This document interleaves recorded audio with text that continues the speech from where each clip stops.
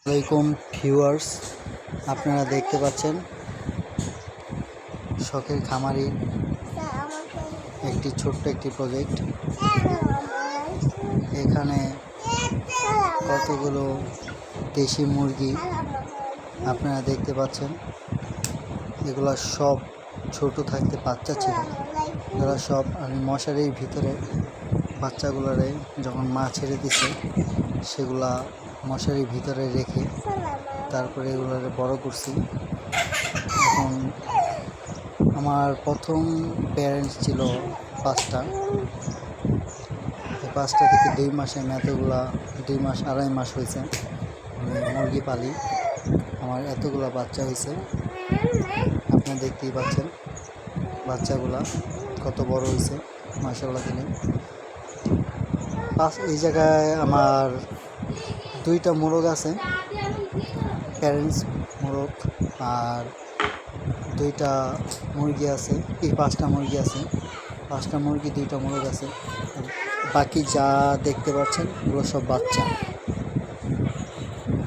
তো আপনাদেরকে দেখাচ্ছি এই যে বাচ্চাগুলো দেখতে পাচ্ছেন, এই বাচ্চাগুলা আমি আপনাদেরকে প্রথমে যা বলতে চেয়েছিলাম যে কিভাবে আপনারা বাচ্চা মশারির ভিতরে পাললে একটা বাচ্চাও মারা যাবে না, আর একটা বাচ্চাও চিকা বলেন, বেজি বলেন, তারপর কুকুর বলেন, একটা বাচ্চাও কিছু করতে পারবে না, সবগুলো টিকবে মাশাআল্লাহ দিলে।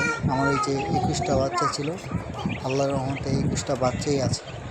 আর এই যে আমার টাইগার মুরগি, এই টাইগার মুরগিগুলো যে দেখতে পাচ্ছেন, এই টাইগার মুরগিগুলা আমি 8টা বাচ্চা কিনেছিলাম, একদম ছোট। মাশাআল্লাহ দিলে সবগুলোই বড় হয়েছে, সবগুলোই টিকছে। এগুলো আমি মশারির ভিতরে পেলে বড় করছি। এগুলো সবগুলো মশারির ভিতরেই পালি।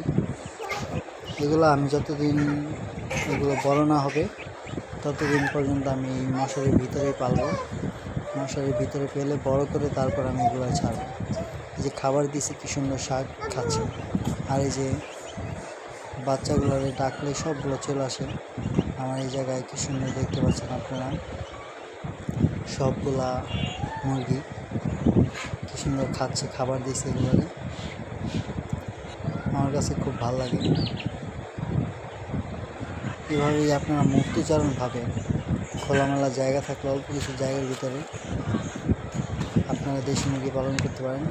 আর এইভাবে মশারিটা নিয়ে সেই প্যারেন্টসগুলো থেকে যে বাচ্চা বের হবে ওগুলো প্যারেন্টসগুলো সহ আটকে রাখবেন। যখন বাচ্চা ছেড়ে দেবে প্যারেন্টসগুলো, তখন এই বাচ্চাগুলোকে মা যখন ছেড়ে দেয় তখন বাচ্চাগুলো সেফ থাকে না।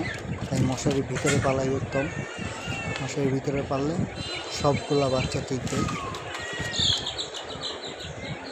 আর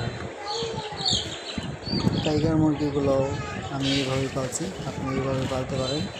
আর এই যে আমার মুক্তচরণ কিছু অল্প কিছু জায়গা, আমার বাড়ির সামনে একটা প্লট, তারা এখনও বাড়ি করে নেই, চারপাশে বাড়ি হয়ে গেছে।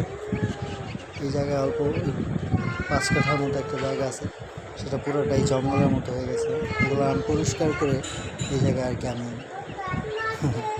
মুরগি পালতেছি। তো যখন তারা বাড়ি করে ফেলবে তখন তো আর সম্ভব না, যতদিন মানুষ বাড়ি না করে পর্যন্ত যাচ্ছে। আর এই যে আপনি দেখতে পাচ্ছেন আমার যে মুরগিগুলো পালি, মাত্র 2টা খোপ, 2টা খোপই আমি প্রায় এই মুরগিগুলো পালি। আর যে বাচ্চাগুলো দেখতে পেয়েছিলেন ওই বাচ্চাগুলো আমি ভিতরে পালি। এই যে একটা মুরগি কুচা বসছে, আর এখানে ডিম পারে।